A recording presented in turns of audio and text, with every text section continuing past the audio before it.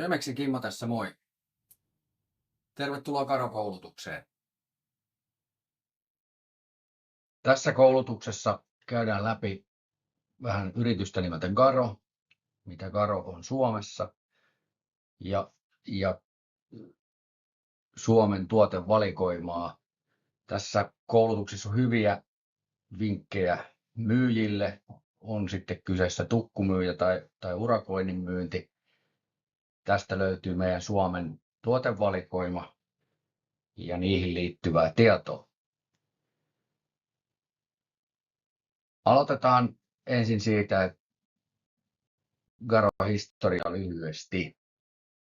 Eli Garo on ruotsalainen yritys, perustettu vuonna 1939. Meidän pääkonttori on tuollaisessa kylässä kuin Knutsjö, minkä sijainti on noin 120 kilometriä Göteborgista.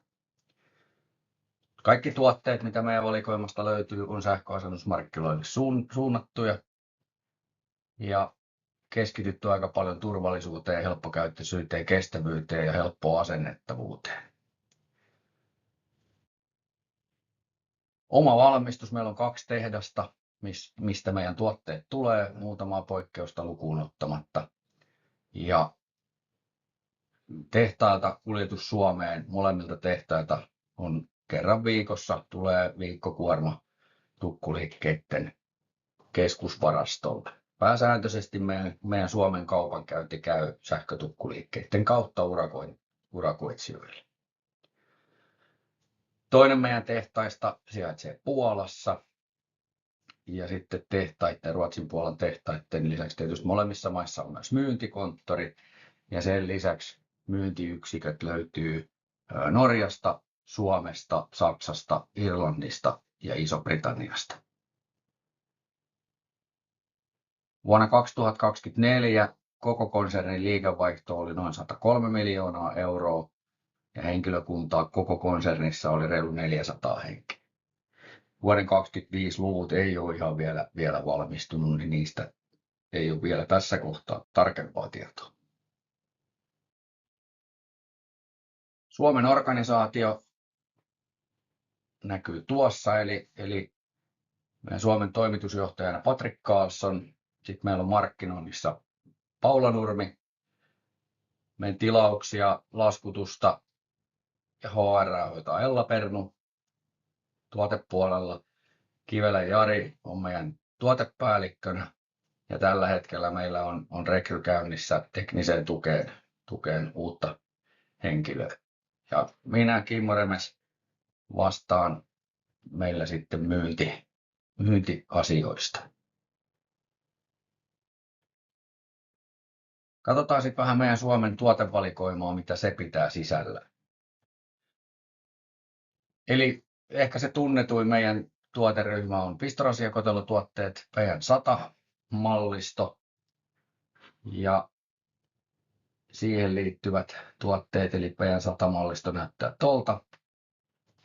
Sen lisäksi uutena tuotteena meillä on Entity Heat, autolämmityspistorasiakotelot näyttää tuolta.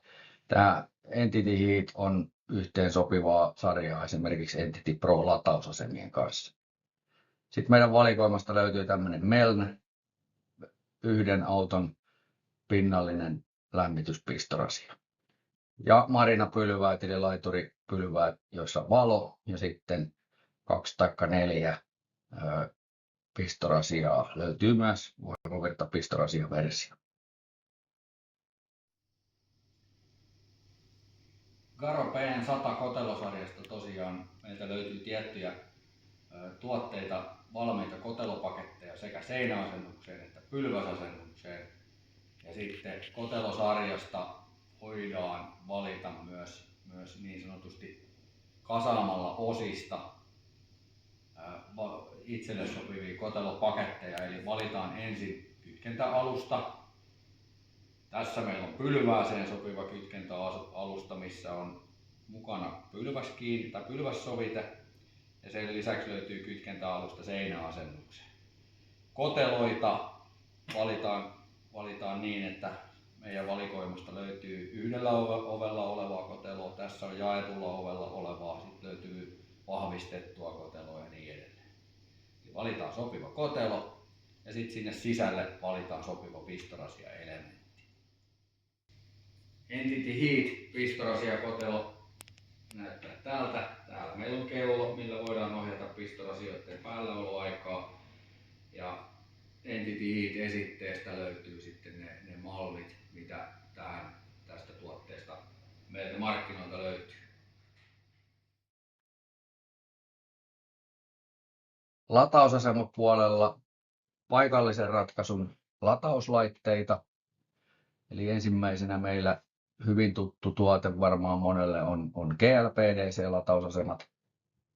Ja sitten toi GTP Twin-latausasemat, tuplalatausasemat. Entity-sarjasta meiltä löytyy myös tämmöinen kuin Entity Flex, siirrettävä laite. Eli tässä laitteen mukana tulee tuo kehikko ja sitten tämä pyörillä oleva vaunu on tilattavissa erikseen.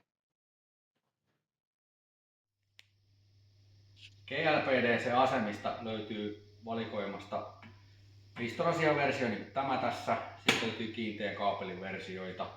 On malleja, missä täällä sisällä on mittari tai vikavirtasuoja, tai sitten löytyy niin sanottu perusmalli, missä ei ole kumpaakaan. GTP Twinin mallista. Tämä on tosiaan sitten aina tupla-asema, eli 2 autolle löytyy pistorasiaversiona kiinteällä kaapelilla olevat mallit. Ja voidaan tehdä esimerkiksi GLPDC-asemien kanssa samaan sarjaan, yhdistää näitä asemia.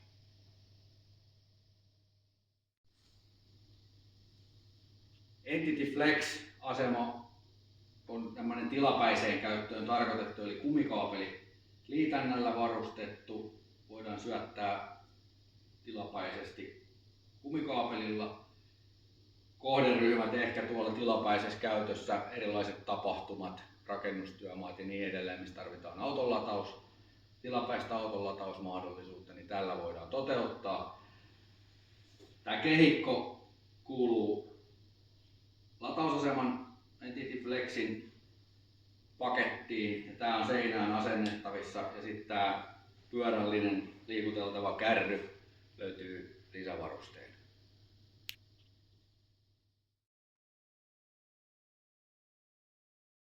Entity-tuotevalikoimasta voidaan käyttää meidän Entity-sarjaa myös tuohon paikalliseen, eli kotilataus tai sitten paikallisesti hallittava isompi ratkaisu, niin meiltä löytyy Entity-valikoimasta Entity Home ja Entity Compact-mallit, ja sen lisäksi on sitten Entity Pro-mallit, ja Pro-mallit on sitten käy oikeastaan mihin tahansa kohteeseen, on ne sitten isoja, pieniä ja niin edelleen, niin sieltä löytyy oikea tuote ihan joka ikiseen kohteeseen. Entity-asemasarjoista meiltä löytyy Entity Home ja Entity Compact. Ne on fyysisesti samankokoisia, käyttökohteet pikkusen erilaiset. Entity Home löytyy 5 metrin kiinteällä kaapelilla, ja sitten Entity Compact-malli löytyy 5 metrin ja 8 metrin kiinteällä kaapelilla. Sitten sieltä löytyy 22 kW versio, missä on 5 metrin kaapeli. Sellaiset vaihtoehdot, ja latausasema tulee vakiona mustalla kannella, mutta sitten meiltä löytyy sekä Home että Compactiin sopivat kannet myös väreissä, eli on harmaa, punainen ja valkoinen. Ja kansi voidaan vaihtaa aika näppärästi, eli kansi pois ja uusi kansi tilalle, niin tällä saadaan vähän erinäköinen latausasema toteutettua. Ja Entity Pro-mallistosta meillä löytyy vaihtoehtoja. Pistorasiamalli, eli tämä tässä on nyt Type 2 pistorasialla. Löytyy muutama kiinteän kaapeliversio, ilman näkyvää mittaria ja näkyvällä mittarilla olevat, niin kuin tämä tässä. Tässä on Pro-mallit käy sitten ihan joka ikiseen mahdolliseen kohteeseen, ja varsinkin mittariversiollisia voidaan käyttää myös tuolla julkisella puolella. Pro-malleissa sama kuin Home ja kompakti, eli värillisiä kansia löytyy punainen, harmaa ja valkoinen. Kansi voidaan kätevästi tuosta vaihtaa. Otetaan vanha kansi pois ja pistetään uusi kansi tilalle. Näin saadaan päivitettyä asema vähän erinäköiseksi.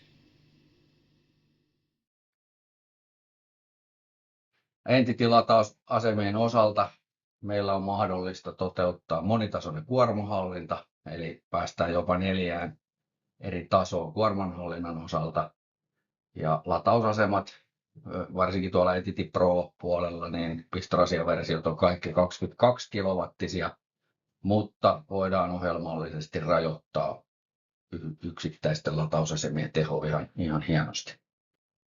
Kuormahallinta ja latausasemat voidaan liittää verkkoon kaapelilla, Ethernet-kaapelilla, tai on myös mahdollista tehdä langaton kuormanhallinta ja langattomasti liittää latausasemat verkkoon. Verkon rakennuksesta meidän koulutusmateriaaleista löytyy esimerkiksi dataverkon toteuttamisen perusperiaatteet nimellä hyvä läpikatsaus siitä, että miten saadaan toimiva verkko rakennettua latausasemaryhmälle. Kuormahallintayksikköinä tuohon Entity-sarjaan löytyy Entity Basic ja Entity Advanced. Vähän eri virta-arvoja voidaan sitten niiden kanssa käsitellä. Sitten edelleen latausasemapuoli. Mennään tuonne puolijulkisiin tai julkisiin ratkaisuihin. Eli jos kyseessä on kohde, missä ulkopuolinen latausoperaattori ottaa latausasemat hallintaansa, tarvitaan OCPP-liitettäviä laitteita. Meidän laitteet on niin sanotusti natiivi OCPP-laitteita, eli voidaan liittää käytännössä minkä tahansa latausoperaattorin taustajärjestelmään. Ja tästä sarjasta meillä löytyy Twin Plus latausasemat, sitten löytyy LS4 latausasemat ja sitten meiltä löytyy tuosta LS4-sarjasta myös tuollainen raskaan kaluston latausasema, mikä on AC-puolen latausasema, mutta 43 kilowattia on latausasemassa teho. Ja Entity Pro-asemat käy myös näihin sitten julkisiin, eli Entity-sarja on myös OCPP-liitettävä laite. Täällä meillä on sitten OCPP-laitteista ensimmäisenä on Twin Plussa, eli täällä laitteen sisällä kaikki tarvittavat komponentit siihen, että voidaan liittää latausoperaattorin taustajärjestelmään. Tässä mallissa nyt Type 2 pistorasiat, eli 2 tupla-asema kyseessä. Löytyy myös muutama versio kiinteällä kaapelilla. RFID-kortin lukijat on vakiona ja niin edelleen. Ja tää erillisellä seinäasennustelineellä voidaan asentaa seinään, tai sitten niin kuin tässä nyt on oma jalusta.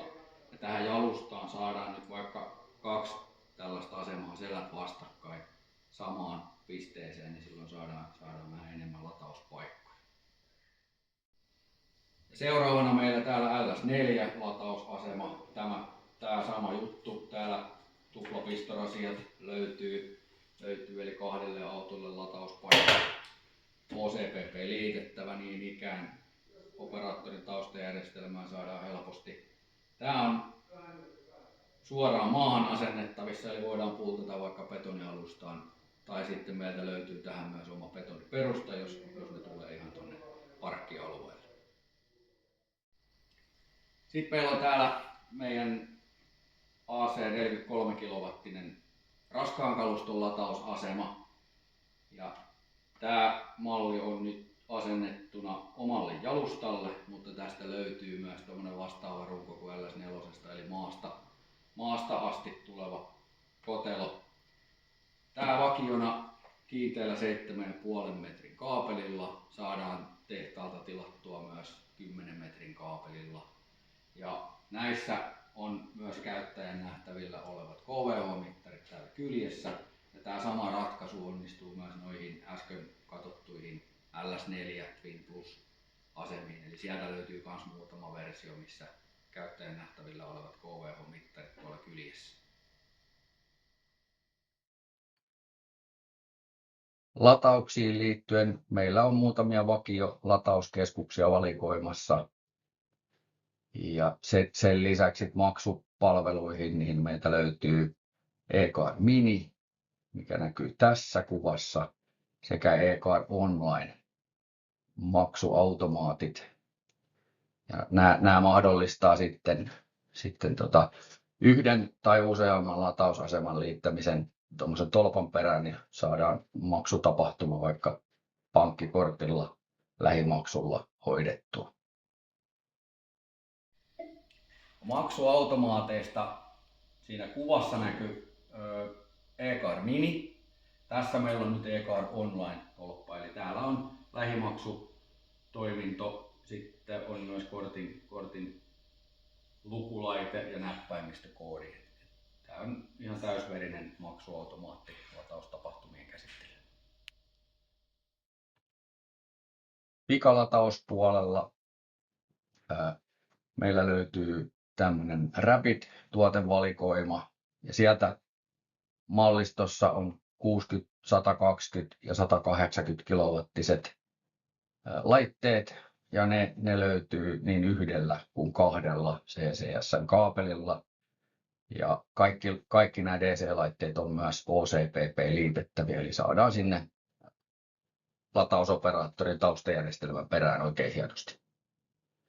Nämä ei ole meidän oman tehtaan tuotteita, nämä on ne muutamat poikkeukset, mitkä tulee yhteistyökumppanin valikoimasta. Katsotaan sitten vähän tarkemmin noita operaattoreiden eli OCPP-liitettävien laitteiden valikoimaa. Muutama poiminta siitä sarjasta. Näiden nyt nähtävien laitteiden lisäksi on muitakin vaihtoehtoja, mutta tässä ehkä ne tärkeimmät, varsinkin nykyajan suhteen miettii, niin Twin Plusasta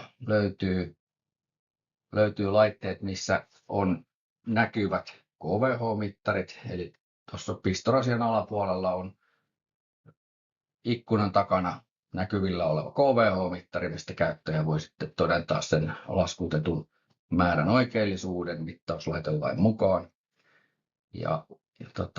Näitä löytyy kaksi vaihtoehtoa, näitä näkyvillä mittareilla olevia Twin Plus-asemia, eli tuolla näkyy sähkönumerot 3501632 ja 3501633. Muuten nämä sisältää kaiken mahdollisen, eli mittarit on luonnollisesti MIT-hyväksytty ja siellä on RFID-kortilukijat valmiina, OCPP liitettävä, 4G tai LAN-yhteys ja IP54 IK10 eli ihan käypäinen laite joka ikiseen kohteeseen, missä operointipalveluita tarvitaan. Tähän löytyy jalusta, oma jalusta. Jalustaan on mahdollista asentaa 1 tai 2 asemaa selät vastakkain. Ja seinäkiinnike, jos asennukset tulee seinään. LS4-asemasta sama juttu. Täältä löytyy 2 mallia, missä on näkyvillä olevat KVH-mittarit 3501638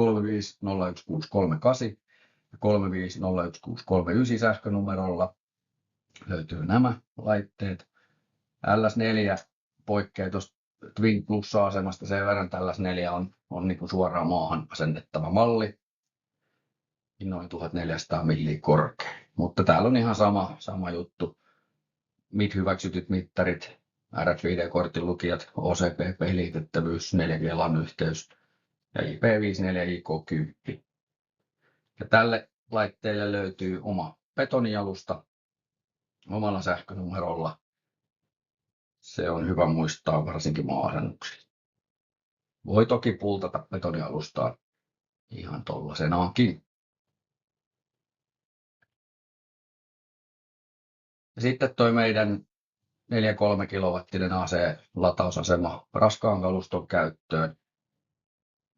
Vakiona kiinteällä 7,5 metrin kaapelilla, mutta voidaan tilata tehtaalta tarvittaessa myös 10 metrin kaapelilla. Ja kaikki, niin tämä kuin kaikki muukin nämä meidän OCPP-laitteet, niin jos on operaattori tiedossa, niin voidaan tehtaalta tilata valmiiksi konfiguroituna siihen operaattoritaustajärjestelmään. Mikäli kyseessä on sellainen operaattori, kenen kanssa meillä tehtaalla on integraatiotestit tehty, niitä on tänä päivänä tosi paljon siellä. Että jos on operaattori tiedossa, niin kannattaa se ilmoittaa tilatessa meille. Myös tässä raskaan kaluston laitteessa on energiamittarit, niitä hyväksytyt mittarit, RFID-kortin lukijat.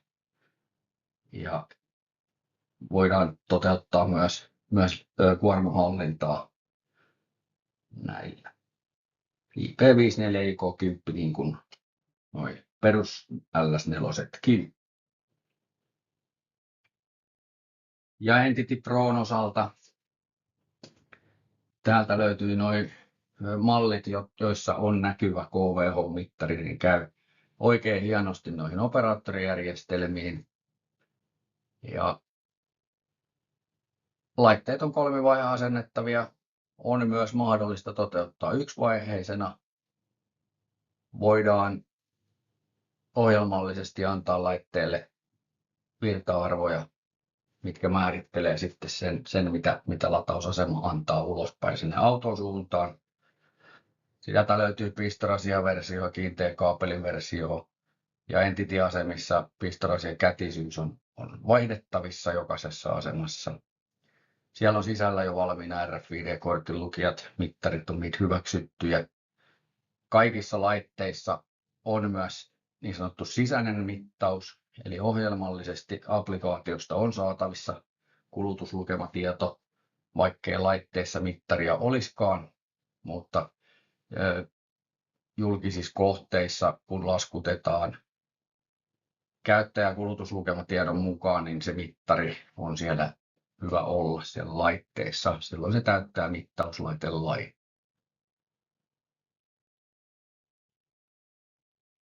Entity-asemat sisältää kaikki latausaseman tarvitsemat suojaukset, eli täyttää kaikki mahdolliset standardit, mitä latausasemille on määritelty. Mekaaninen laukeava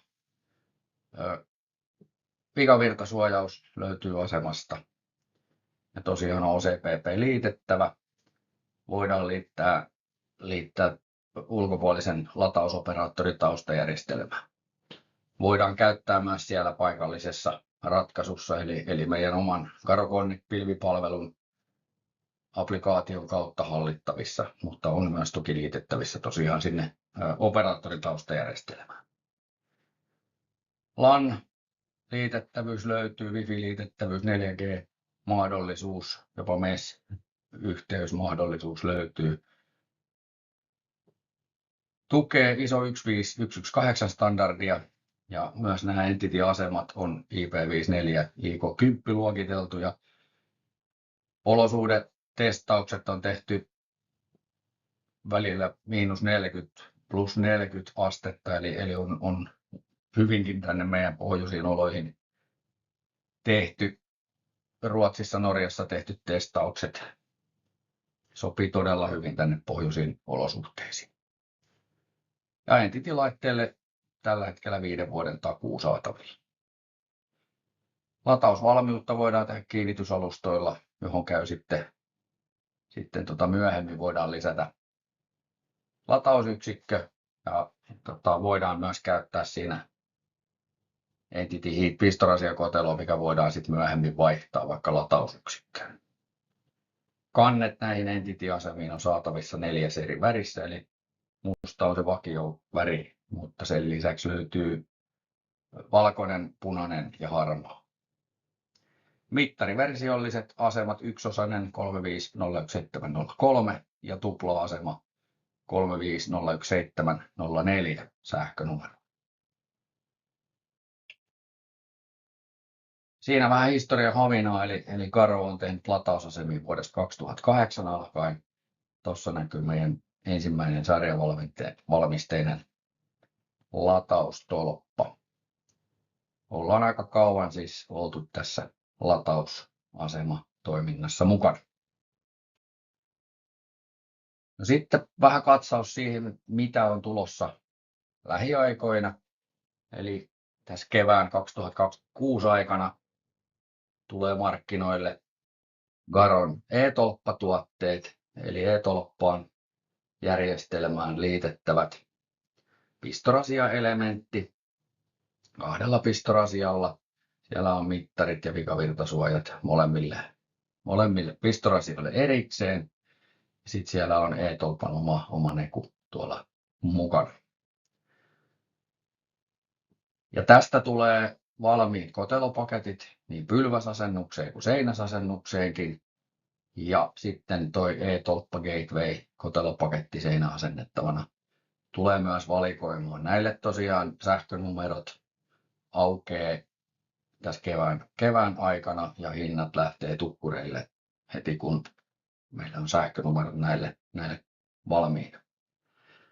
Nämä on tehty tuohon meidän PN100 kotelosarjaan ja pylväsmallissa meillä löytyy kotelopaketista aina vakiona toi 60 millisen pylvään sovite jo mukana.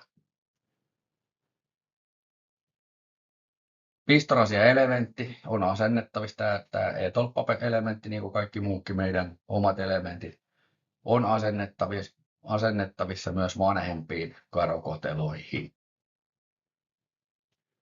Ja tässä versiossa pistorasiat on 16 ampeerin pistorasioita, eli mahdollistaa 3,6 kilowattin latauksen.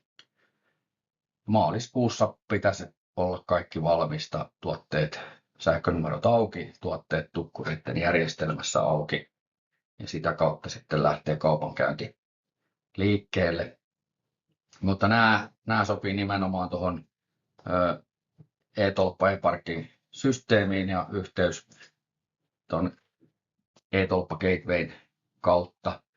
Ja käyttöönotto ja sopimus tietysti tuolta e-parkin järjestelmään niin JGL Technologies Oyn kautta.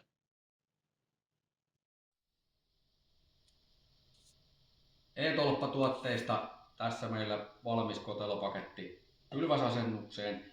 Ja siellä on kiinnitysalusta pylvääseen kotelo kääntökahvalla ja sisällä on sitten tuo e-tolpan pistorasia-elementti. Ja tästä tosiaan valikoima löytyy pelkkä pistorasia-elementti, kotelopaketti pylväsasennukseen ja seinäasennukseen ja sitten se e-tolppa gateway-paketti.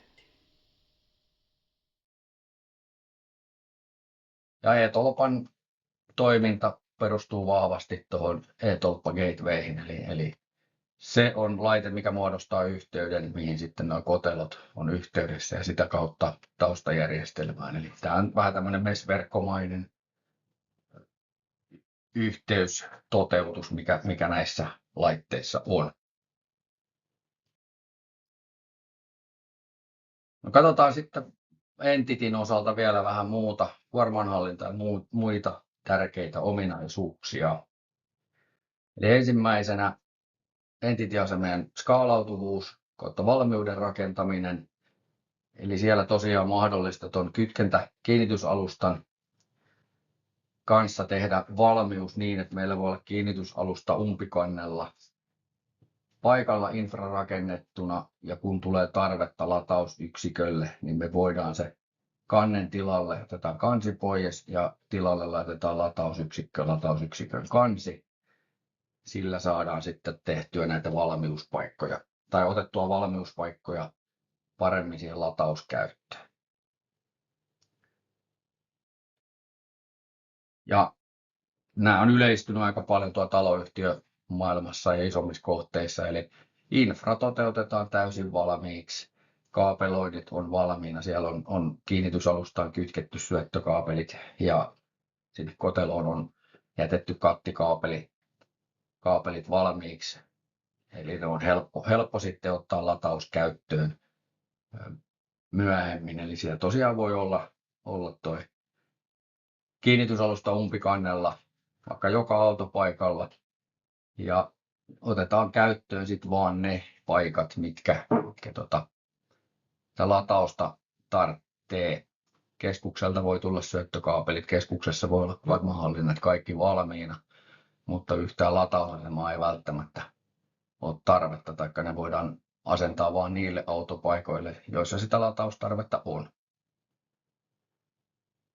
Tai sitten on vaihtoehto, että nuo valmiuspaikat otetaan lämmityskäyttöön, eli siellä voidaan käyttää esimerkiksi Entity Heat, pistorasia-koteloa, ja sitten kun tulee tarvetta niillä paikoilla auton lataamiselle, niin otetaan toi pistorasia tekniikka irti, kotelo irti ja sen tilalle sitten latausyksikkö. Helppoa toteutusta. Kuormahallinnan osalta Entity-asemien kanssa meillä tosiaan 2 kuormahallinnan yksikköä. Entity Basic, mikä on näkyy tossa. Entity Basic kuormahallinnan yksikössä on 1 Ethernet-liitin ja 2 liitintä HAN-porttiin, eli siellä on RJ45, RJ12 HAN-liitäntämahdollisuus ja Entity Basic kuormahallinnalle omat virtamuuntajat 16-100 ampeeria välillä löytyy tähän. Ja virtamuuntajia ei tarvita silloin, jos me saadaan energialaitoksen mittarista HAN-portin kautta tiedot, niin kuormahallinta saa tiedot sieltä energialaitoksen mittarista suoraan ja pystyy sitten sen mukaan reagoimaan. Sitten on Entity Advance. Täällä tosiaan ei ole näitä HAN-porttiliittimiä, täällä on 2 kappaletta Ethernet-liittimiä. Ja virtamuuntajat Advancelle löytyy 36-300 ampeeria ja 36-600 ampeeria. Ja sitten jos tuo 600 ampeeria ei riitä, niin silloin meillä löytyy sitten näitä niin sanotusti kiinteitä virtamuuntajia. Ja näitä löytyy sitten 100 ampeerista 1600 ampeeriin asti. Eli aika isoihinkin ratkaisuihin päästään näillä.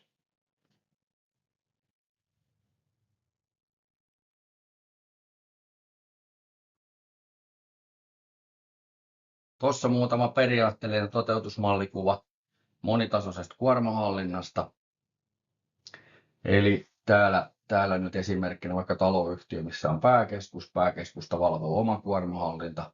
Sitten on mittauskeskus ja täällä on jokaisen vaikka rivitaloasunnon asuntokohtaiset keskukset ja lähdöt. Niin tänne voidaan sitten asuntokohtainen kuormahallinnan mittaus toteuttaa omilla kuormahallinnan yksiköillä. Ja syöttökaapelit voi mennä sieltä asunnon keskuksesta jokaisen asunnon omalle latausasemalle, mutta sitten kattikaapelointi tehdään tuolta keskitetysti niin, että saman reitittimen sama yhteyspiste menee sekä kuormanhallinnan yksiköille että sitten niille latausasemille. Silloin ne saadaan sinne seurannan perään ja hallinnan perään paremmin, kuin kaikki on siellä verkossa. Sitten on tuossa toinen versio toteutus, eli jos on esimerkiksi Wi-Fi-yhteydellä halutaan toteuttaa, niin sekin on mahdollista, mutta se vaatii tietysti sen verkon osalta, että siellä on riittävän kantava Wi-Fi-yhteys, niin että se kuuluu kaikille latausyksiköille. Ja nuo keskuksessa olevat kuormahallinnan yksiköt on tietysti suosittelen vahvasti, että ne kaapeloidaan Ethernet-kaapelilla. Mutta on toki mahdollista Wi-Filläkin toteuttaa, mutta yleensä se vaatii sen jonkun ulkoisen antennin sit sille kuormahallinnan yksikölle. Tuonne peltiseen keskukseen, niin sinne aika harvoin mikään langaton yhteys kuitenkaan kuuluu. Wifin osalta joku ulkoinen tukiasema on varmasti niin kuin paikallaan, niin silloin se Wi-Fi-yhteys kuuluu kaikille latausyksiköille. Näitä periaatteellisia toteutusmallikuvia löytyy lisää meidän kotisivuilta, eli siellä on valmiiksi usein kysytyt kysymykset kohdasta löytyy lisää näitä kuvia, kannattaa niihin vähän tutustua tarkemmin.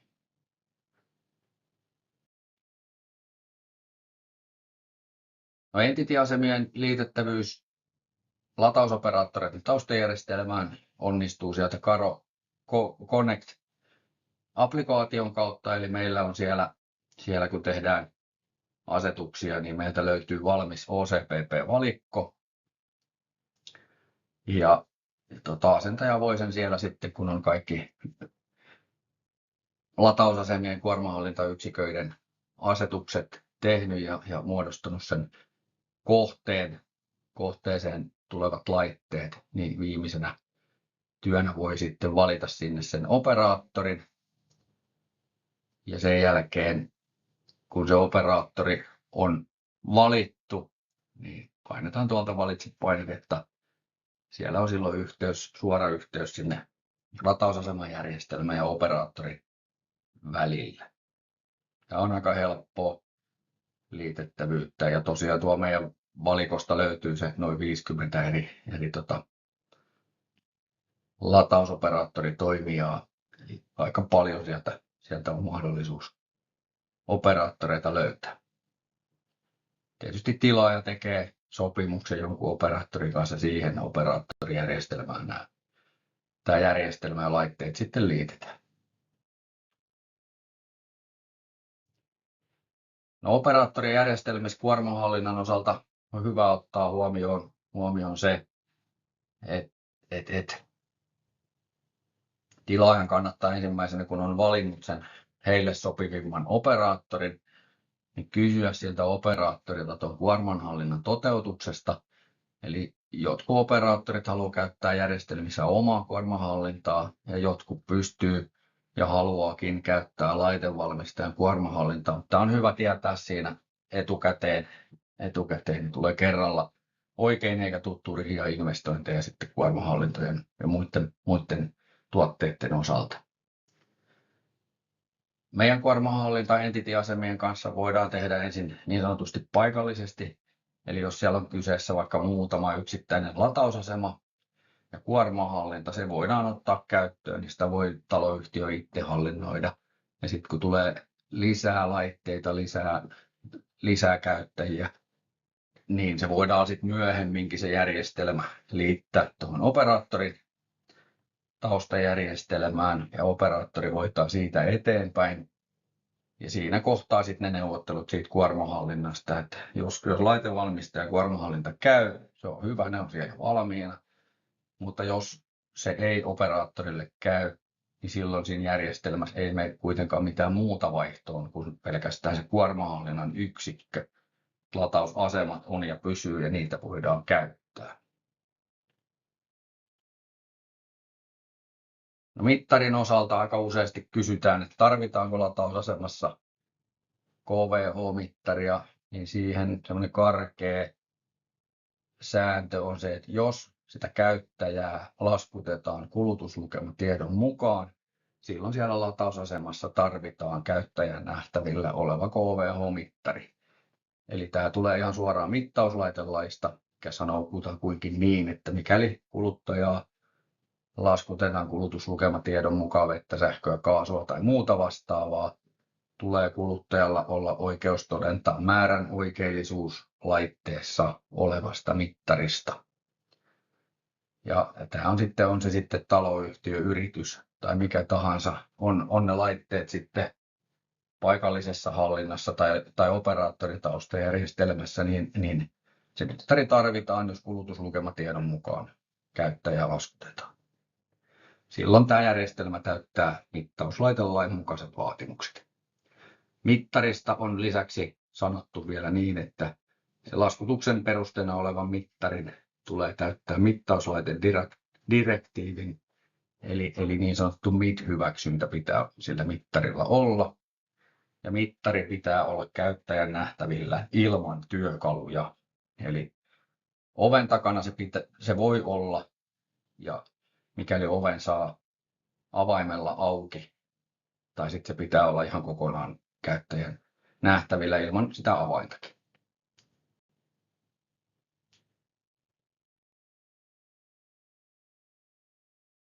Tuosta löytyy meidän yhteystiedot. Eli meidän konttori on Helsingissä Lauttasaaressa ja tuohon puhelinnumeroon 020 752 9030, kun soittaa.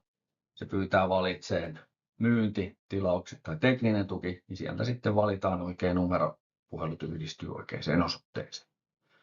Sähköposti löytyy näillä samoilla, eli myynti@garo.fi, tilaukset@garo.fi ja tekninen tuki@garo.fi. Näihin voi laittaa sitten vähän tapauksesta riippuen, mitä asia koskee, niin sähköpostia. Ja www.garo.fi meidän kotisivuilta, sieltä löytyy tosi paljon materiaalia, esitteet, asennuskäyttöohjeet, vinkkejä suunnitteluun ja asennukseen, dataverkon toteutuksesta ja niin edelleen. Kannattaa käydä tutustumassa meidän kotisivuille.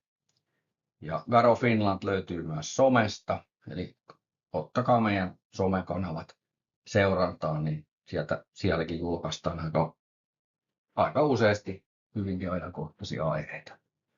Ottakaa somet haltuun ja tutustukaa meidän kotisivuihin.